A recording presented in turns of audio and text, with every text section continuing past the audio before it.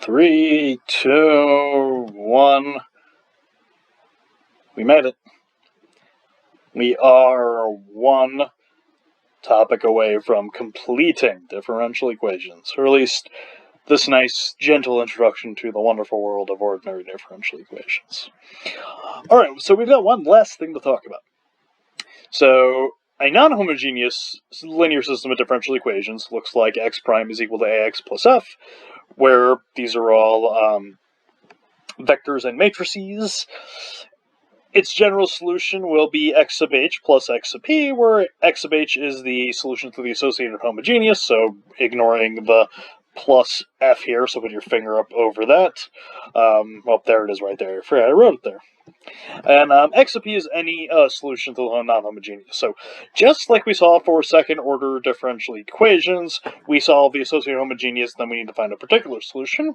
And as we found ourselves previously in this exact same situation, well, I know how to solve for x sub h. I know what that how to get that now by getting the eigenvalues and eigenvectors and going from there.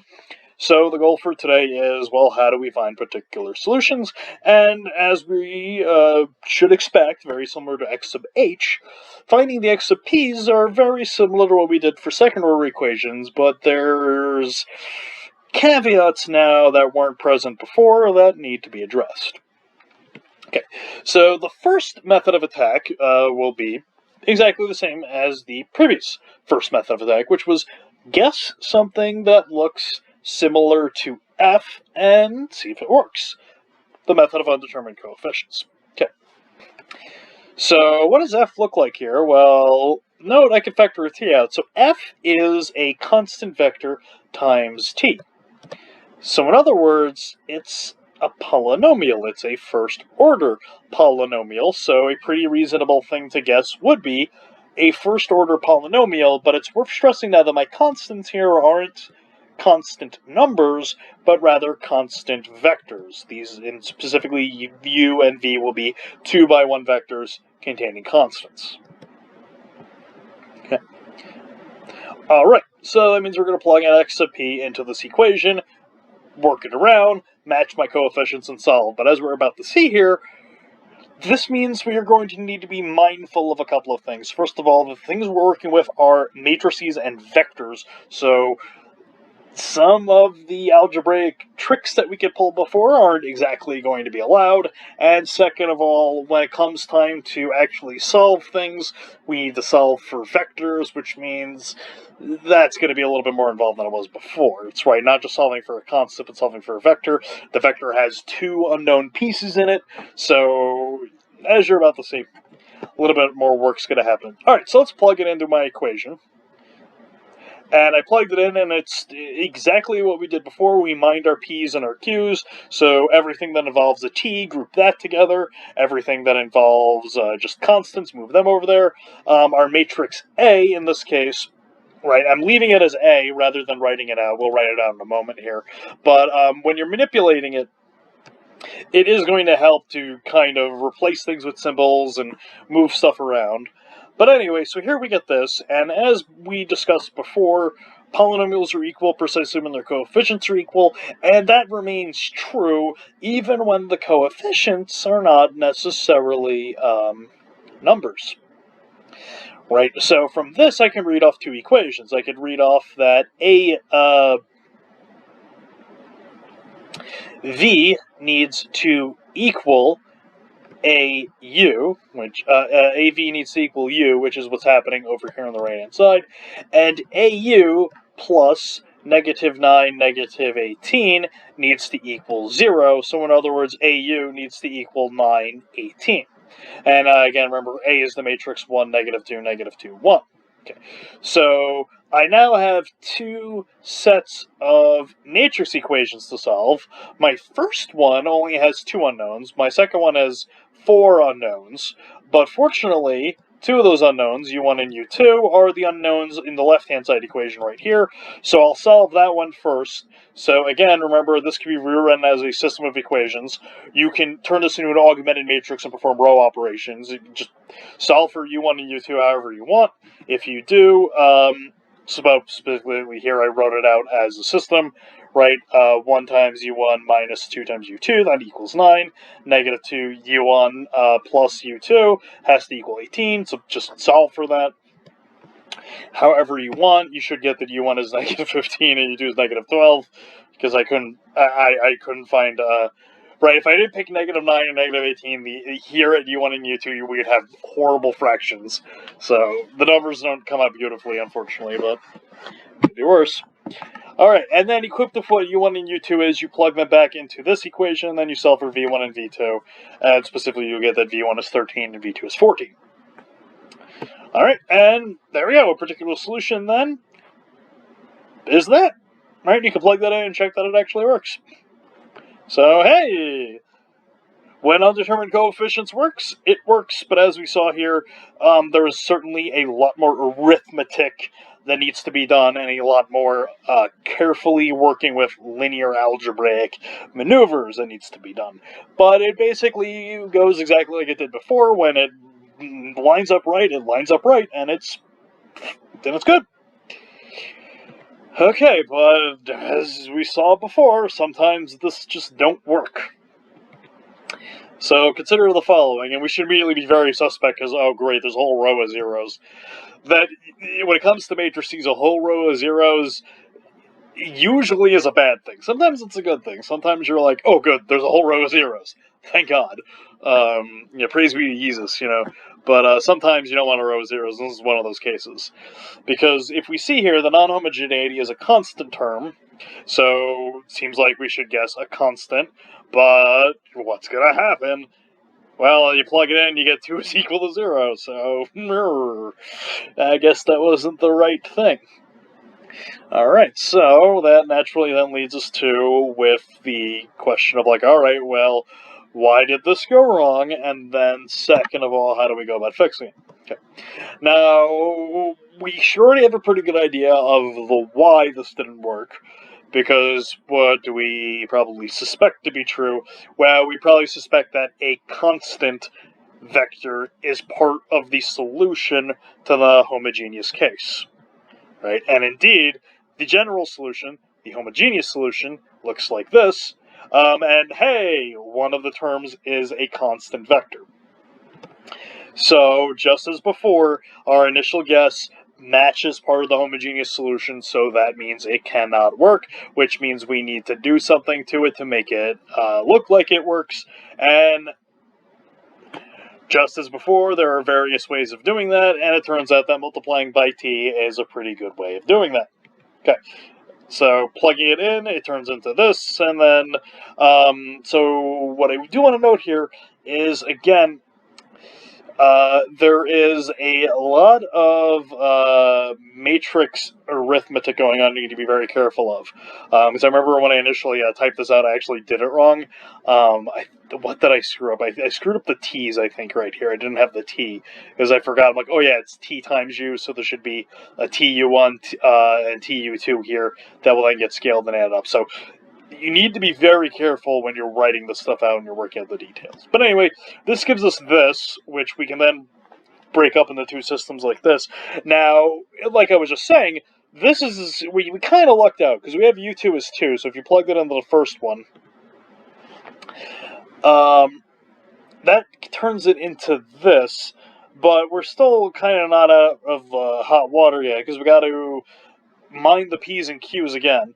So, as you can quickly see here, we're lucky that this was a constant too. If this was also involving T, this stuff can sprawl very quickly, but we lucked out in this case. It works like this.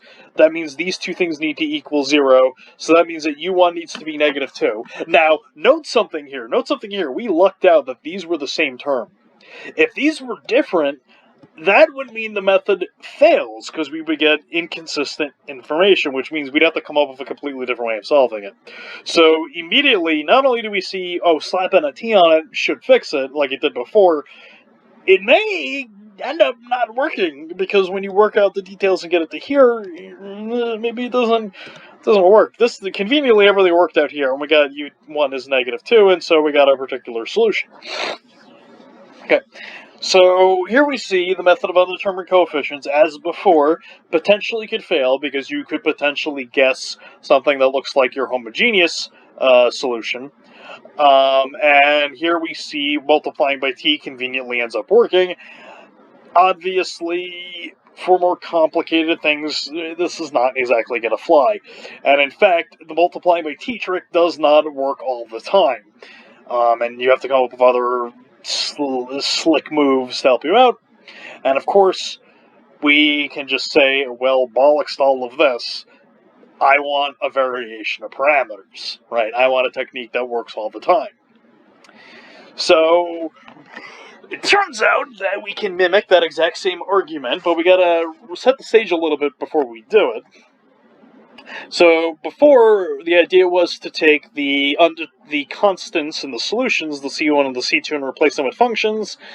We're gonna do something a little different. So, consider the homogeneous.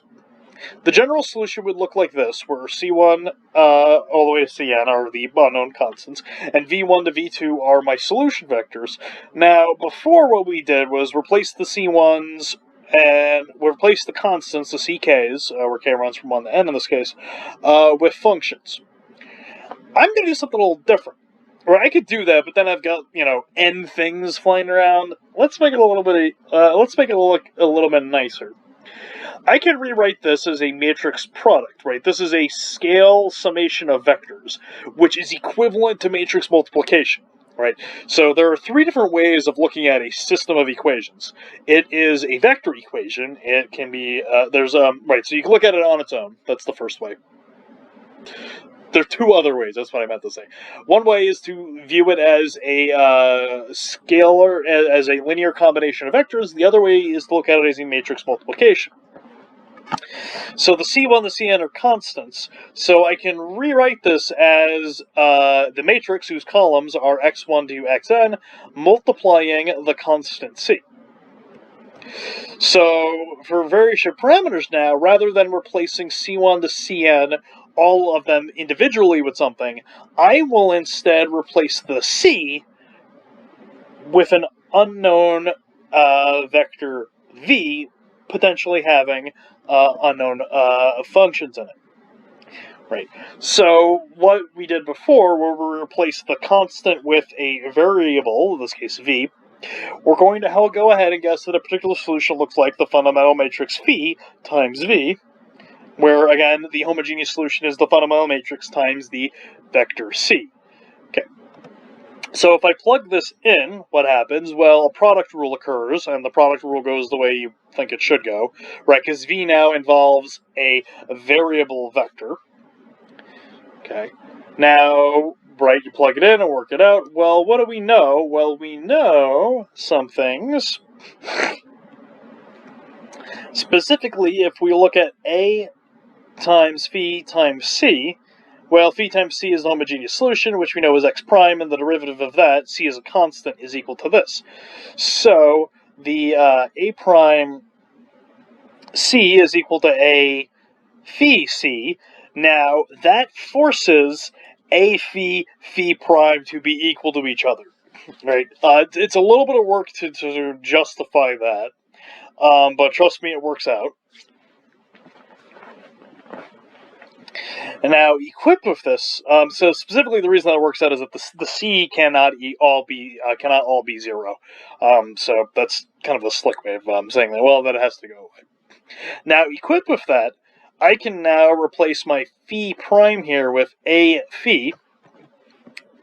And now, hey, that means this term and this term, they knock each other out. And boom, that cleans up beautifully. Because now, the fundamental matrix needs to be invertible.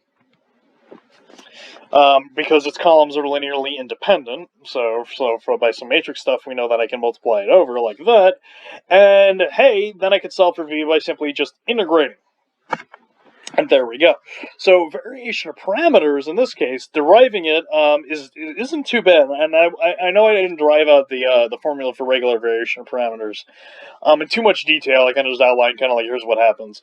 I really wanted to work out this detail, first of all, to kind of give you a taste of how to do some linear algebra, especially when you're mixing up derivatives and linear maneuvering. And also, it's a slick. This is really like a real nice derivation. It's one of my favorite ones. Comes out real nice. Now, even though the derivation comes out real nice, in practice, this still ends up being a little bit involved. So let's look at a pretty reasonable one to get a flavor for it. Okay, so here we go. Here's a nice non-homogeneous linear system of equations. Okay. So you can verify that the homogeneous solution will be the following.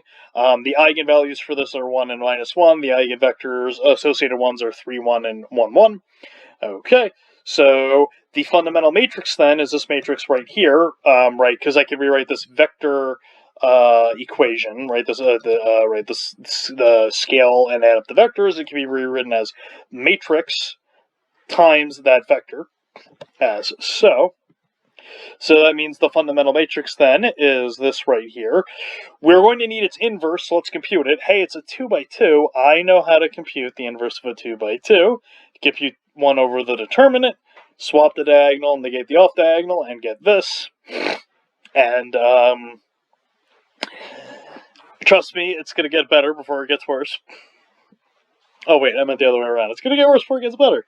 So you compute the inverse, which is this. Now what do we do with the inverse? We multiply that by the non-homogeneity, which in this case is e to the t over 1. Okay, multiply out and you get this. Alright, so again, for this method, very similar to the undetermined coefficients, we see there is a lot of matrix or algebra that is going on, so a lot of matrix arithmetic you need to be keeping track of. Not impossible, but keep it in mind, you're going to get up and then work this very carefully. Alright, now we got that. What do we do with this? Well, now we integrate it. Great. Integrated goes exactly how you think it should go. Just integrate term by term. Here we go. I integrated term by term. And I'm not done because I got one last thing to do. I need to multiply it by the fundamental matrix. So we do that, and that's what it ends up being. Not the worst thing ever. And that's our particular solution. And there we go. Okay. So here we see that finding particular solutions for non-homogeneous linear systems gets involved. It's not easy, right? This is definitely the heaviest lifting that we've probably done in the entire class, and right at the end, right when you're ready, you got your workout going on. How do you want to finish it? I'm gonna deadlift 3 plate. Right, we're going 3 plate today, and here we go. We did it. We got it up. We held it up. Then we didn't drop it. We brought the bar all the way down with us, right? You don't drop it. Don't drop it down. What's wrong with you? Though, if you drop the bar, don't talk to me. I'm not your friend. Anyway.